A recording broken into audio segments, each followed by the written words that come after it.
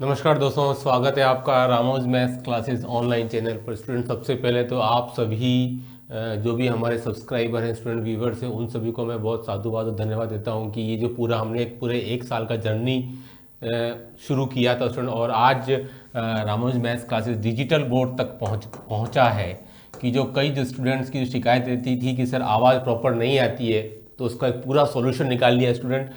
अब से maximum lecture कोशिश करेंगे कि आपके जैसे मुझे समय मिलेगा स्टूडेंट, तो आपके लिए डिजिटल बोर्ड पर ही होंगे।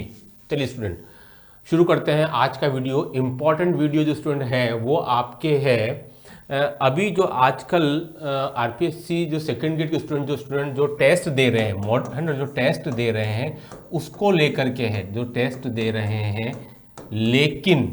लेकिन जो टेस्ट तो दे रहे हैं, लेकिन ये देखने में आता है कि 80% से 90% स्टूडेंट्स की जो मार्क्स हैं स्टूडेंट, वो उनके आशा अनुरूप नहीं आ रहे हैं। मतलब कि जितनी उनको अपेक्षा है, आशा अनुरूप स्टूडेंट उनके मार्क्स नहीं आ रहे हैं। मतलब जो वो अपेक्षा कर रहे हैं वो उनको प्राप्त नहीं हो रहा है। तो इससे प्रॉब्लम क्या आ रही है कि उनका जो मनोबल है वो गिरता जा रहा है। ये सबसे बड़ी दिक्कत है कि मनोबल जो है वो डाउन हो रहा है डे बाय डे। ये एक मेन प्रॉब्लम है जो काफ़ी स्टूडेंट्स के सामने आ रही है कि सर हम लगातार टेस्ट दे रहे हैं लेकिन मार्क्स उस कैटेगरी में नहीं आ रहे हैं। ये ज़्यादातर देखने में आया है कि मैक्सिमम स्टूडेंट के 300 में से 80 हों, 100 हों, ये एक एवरेज है।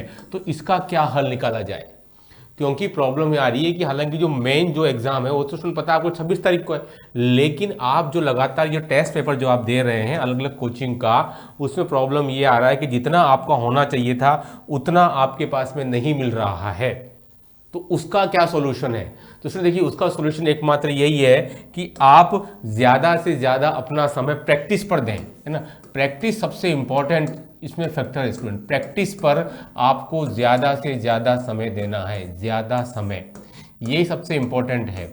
और आप ये जो टेस्ट जो दे रहे हैं उसमें भले ही आपके 300 आउट ऑफ आपके 80 ही आए, कोई बात नहीं, आए तो आपको उसको ज़्यादा पैनिक नहीं करना है। इससे ज़्यादा आपका जो कॉन्फिडेंस है वो डाउन नहीं होना चाहिए। मनोबल ऊंचा रखें। लेकिन इससे आप क्या सीखेंगे कि भाई कोई भी टॉपिक है उसके क्वेश्चन आपको मिलने चाहिए थे। जैसे कि मैं अगर बात करता हूँ स्टूडेंट 11th-12th के वेक्टर की, तो वेक्टर एक इजी टॉपिक है। मैं अगर बात कर रहा हूँ स्टूडेंट 11th-12th के वेक्टर टॉपिक, तो स्टूडेंट ये एक इजी टॉपिक है। तो आप वहाँ गए और आपने एग्जाम दिया ऑनलाइन या ऑफलाइन जो भी मोड पर है, तो आप जो लगभग 11th-12th के 5 क्वेश्चन पुटअप होते हैं, तो इसमें से आपके क्वेश्चन कितने हो रहे हैं? आपने 3-4 बार, एक टेस्ट से कोई फर्क नहीं पड़ता है, एक टेस्ट में आपके 80 मार्क्स आ गए कोई फर्क नहीं, 2 में आ गए कोई फर्क नहीं, लेकिन एक एवरेज अगर आपका 80 से 100 के बीच में आ रहा है तो आपको सोचना पड़ेगा। एवरेज का मतलब होता है कि आपने 8 से 10 टेस्ट दे दिए। मैं क्या बता रहा हूँ, आपने 8 से 10 टेस्ट दे दिए तब भी आपका एवरेज 80 से 100 के बीच में ही है। इसका मतलब चिंताजनक बात वास्तव में है। एक दो टेस्ट से फर्क नहीं पड़ता है। ज़्यादा तो स्टूडेंट को जो मैसेज आते हैं स्टूडेंट, वो स्टूडेंट हैं जिनके 1 या 2 ही टेस्ट दिए उन्होंने।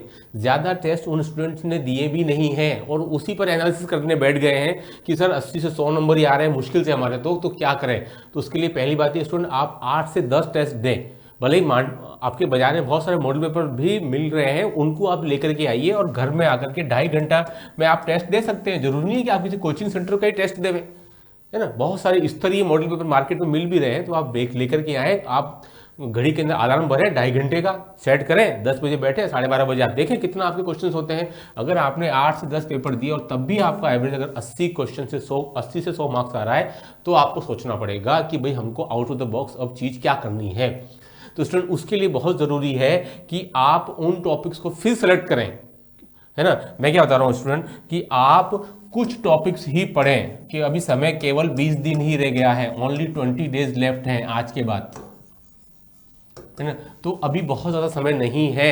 आप अभी भी अगर सोच रहे हैं कि यार मैं इस 20 दिन में पूरा सिलेबस कर लूँ, तो आप गलत दिशा में जा रहे हैं।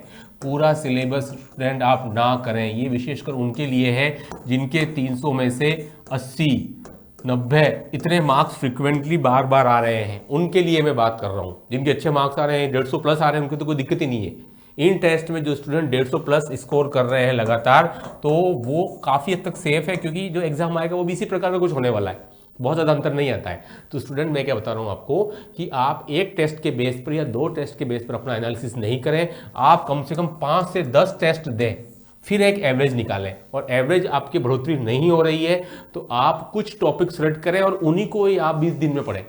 पूरा सिलेबस करने की भूल बिल्कुल भी नहीं करें। आप चाहे तो बीएससी के अंदर, ठीक है, बीएससी पार्ट में स्टूडेंट आप कोई भी 5 टॉपिक निकाल लें, और प्लस आप 11-12 के अंदर भी स्टूडेंट आप इसी प्रकार से 5 से 6 टॉपिक आप निकाल लें और उन्हीं को ही बार बार रिपीट करते रहें, है ना। तो ये आप भूल बिल्कुल भी नहीं करें कि सर हम पूरा सिलेबस कर लें, पूरे सिलेबस करने में आपको प्रॉब्लम आएगी, ठीक है। ऐसा बिल्कुल भी गलती आप नहीं करें।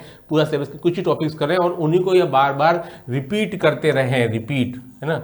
ये आपको रिपीट करना बहुत जरूरी है स्टूडेंट, ठीक है। मनोबल नहीं गिरने दें इन टेस्ट के बेस पर, क्योंकि मनोबल एक बार आपका डाउन हो जाएगा स्टूडेंट तो फिर आपके सामने दिक्कत आएगी वापस एग्जाम हॉल तक जाने में और अपना कॉन्फिडेंस अप करने में, क्योंकि यहाँ पूरा खेल ही आपका कॉन्फिडेंस का होता है, पूरा खेल ही यहाँ पर आपके मनोबल का है, तो उसको आप बिल्कुल भी नहीं गिरने दें, ठीक है।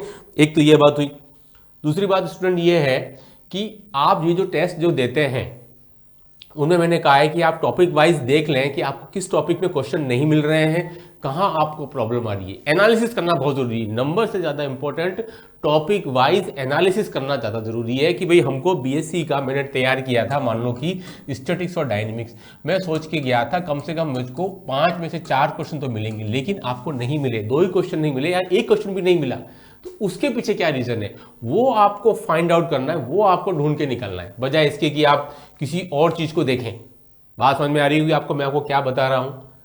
कॉन्फिडेंस बनाए रखना है आपको, कुछ स्पेशल टॉपिक्स ही तैयार करने हैं। अब आप भूल करके भी ये स्ट्रेटेजी नहीं पालें कि हम सर पूरा टॉपिक तैयार करें। और आजकल एक भ्रम और फैला हुआ है ज़्यादातर स्टूडेंट के दिमाग में। स्टूडेंट भ्रम क्या है कि सर हम बीएससी के टॉपिक्स रट लेते हैं। स्टूडेंट रटने का तो सवाल ही नहीं उठता, बीएससी के टॉपिक रट लेते हैं। मैं भी जो आईएमपी क्वेश्चंस दे रहा हूं अधिकतर स्टूडेंट यही बोलते हैं सर इनको रट लें। मैं उनको क्लियर बोल देता हूं स्टूडेंट रटने का कोई काम नहीं है। यहाँ से जो स्टूडेंट परचेज करते हैं बाहर से आईएमपी क्वेश्चन कि स्टूडेंट रट लेते हैं, इनका रटने से काम नहीं है। पहले आपको समझना पड़ेगा, समझने के बाद ही याद कर सकते हो, समझने के बाद ही याद करना पॉसिबल है। रटने का तो कोई काम ही नहीं है। स्पेशली स्टूडेंट एब्स्ट्रैक्ट अलजेब्रा की थ्योरम रटे जा रहे हैं, स्टूडेंट उससे काम नहीं चलेगा। इससे तो बेहतर है कि आप एब्स्ट्रैक्ट अलजेब्रा को छोड़ दें, स्किप कर दें, रियल एनालिसिस को भी छोड़ दें। जहाँ भी थ्योरम्स आ रही हैं आप रटने को अपना माध्यम नहीं बनाएं। ये एक भ्रम फैला हुआ है कि क्वेश्चन बीएससी पार्ट के डायरेक्ट आते हैं। वो सही बात है कि स्टूडेंट क्वेश्चन जो है वो बीएससी पार्ट के डायरेक्ट आते हैं, लेकिन ये सही बात नहीं है कि मैं उनको याद कर लूं। कितना याद करेंगे आप, नहीं कर सकते हैं। पेपर में आने के बाद में ऑप्शंस चारों बहुत ही क्लोज आते हैं, ऑप्शंस स्टूडेंट बहुत क्लोज आते हैं और वहाँ ज़्यादातर स्टूडेंट फंस जाते हैं। तो आप भूल कर भी चीज़ों को केवल रटने पर ध्यान नहीं दें, उन टॉपिक्स को भी पढ़ें जो कि आपने कहीं ना कहीं पढ़ा हुआ है, उसके बाद समझने के बाद ही स्टूडेंट आप याद करके एग्जाम में परफॉर्म कर पाएंगे, अदरवाइज नहीं।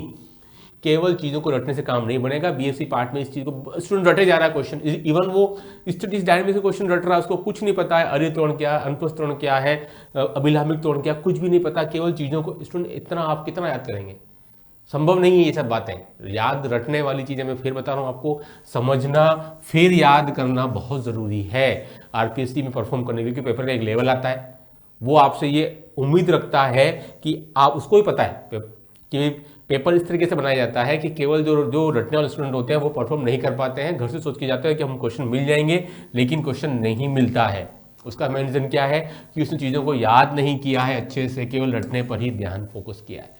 तो स्टूडेंट ये बात को आप अच्छे से याद रख लें। बीएससी के क्वेश्चन डायरेक्ट आते हैं, नो डाउट बहुत से क्वेश्चन आते हैं, लेकिन याद करने हैं उसके लिए समझना बहुत ज़रूरी है। रटने की कोशिश नहीं करें।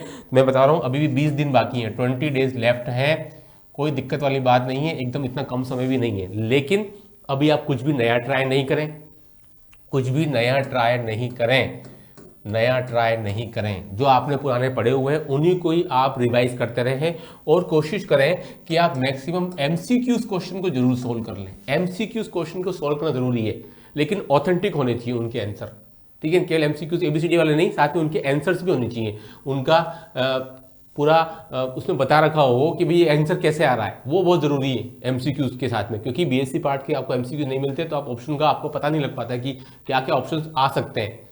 ठीक है। तो आप एमसीक्यू सोल्व करें लास्ट मोमेंट के अंदर और विद ऑप्शन के साथ में, और ऑप्शन जैसे होने चाहिए जो इलस्ट्रेटिव हो, समझा करके लिखे हुए हो स्टूडेंट। ठीक है। तो इस वीडियो का उद्देश्य क्या था? एक तो इस वीडियो का उद्देश्य था स्टूडेंट आपको बताना कि आपका जो मनोबल है स्टूडेंट वो नहीं गिरना चाहिए, मनोबल गिरने नहीं दें, ये सबसे इंपॉर्टेंट है। मनोबल गिरने नहीं दें स्टूडेंट, ये सबसे इंपॉर्टेंट चीज़ है नंबर 1, चाहे आपके मार्क्स कितने भी आ रहे हो। ठीक है। चिंतन करना है, चिंता नहीं करनी, नहीं तो समस्या आ जाएगी। ठीक है। मनोबल गिरने नहीं देना है आपको, क्योंकि फाइनल तो 26 तारीख को ही होगा। लेकिन आपको एनालिसिस करना है कि किस कारण से हमारे मार्क्स उस अनुपात में नहीं बढ़ रहे हैं, या क्यों हमको वो रैंक नहीं मिल रही है टेस्ट में जो हमको मिलनी चाहिए। स्टूडेंट मनोबल गिरने नहीं दें। नंबर 2, कुछ भी नया नहीं पढ़ें, अब कुछ नया नहीं, जो आपने पढ़ लिया है। ज़्यादा लालच नहीं करें कि सर अब तो हमने ये टॉपिक हो गया, ये भी कर लूँ, ये भी कर लूँ, इससे भी क्वेश्चन मिल जाएगा, उससे भी क्वेश्चन मिल जाएगा। ये तरीका सही नहीं है। कुछ भी नया नहीं करें, अभी जो आपने पढ़ लिया उसको रिवीजन करते रहें। ठीक है। और आपने पहले अगर जो शॉर्ट नोट्स बनाए हो स्टूडेंट, अब वो बहुत काम आते हैं एंड मौके पर, शॉर्ट नोट्स बहुत काम आते हैं। Number 4 student, max to max आप जो है वो एमसीक्यूज क्वेश्चंस की प्रैक्टिस करें, जिसमें कि आपकी इलस्ट्रेशन दिया हो, नीचे रीजन दिया हो कि भाई ये अमुक आंसर सही क्यों है। ठीक है। बस ये आपको 3-4 फंडे अप्लाई करने हैं, और फिर देखिए कि अभी जो 18 से 20 दिन बचा है वो आपको कुछ ना कुछ अच्छा देगा, तो अच्छा आउटपुट मिलेगा अपने आप को। और आपके आसपास जो नेगेटिव सोच वाले लोग हैं ना, उनको जरा दूर करें, नेगेटिव सोच दूर करें, बस ये ध्यान रखिएगा। आपकी भी नहीं होनी चाहिए, और आपके पड़ोस में जो स्टूडेंट जो है आपके मित्र हैं उनकी भी नहीं होनी चाहिए, क्योंकि कभी भी नेगेटिव सोच के साथ में पॉजिटिव रिजल्ट नहीं आ सकता है। इस बात को आप अच्छे से समझ लें। ठीक है। ये बात आप मान के चलें, पॉजिटिव सोच होनी चाहिए आपकी। ठीक है। ये कुछ छोटी छोटी बातें थी जो कि आपको बहुत ध्यान रखनी आवश्यक है ना, सिलेक्शन के लिए। क्योंकि IQ नहीं हो कोई बात नहीं, लेकिन आप छोटी चीज़ों का ध्यान रखेंगे स्टूडेंट, तो आप आपके लक्ष्य तक जरूर पहुंच जाएंगे। और फिर लास्ट में नेगेटिव मार्किंग तो बचना ही है, वो तो मैंने कल भी बताया था अपने नए वीडियोस के अंदर कि नेगेटिव मार्किंग से आप जितना बचोगे उतना ज़्यादा आपको फायदा होने वाला है। ठीक है। बस आज वीडियो में इतना ही। Do like share subscribe my channel. Okay, thanks, बहुत बहुत धन्यवाद।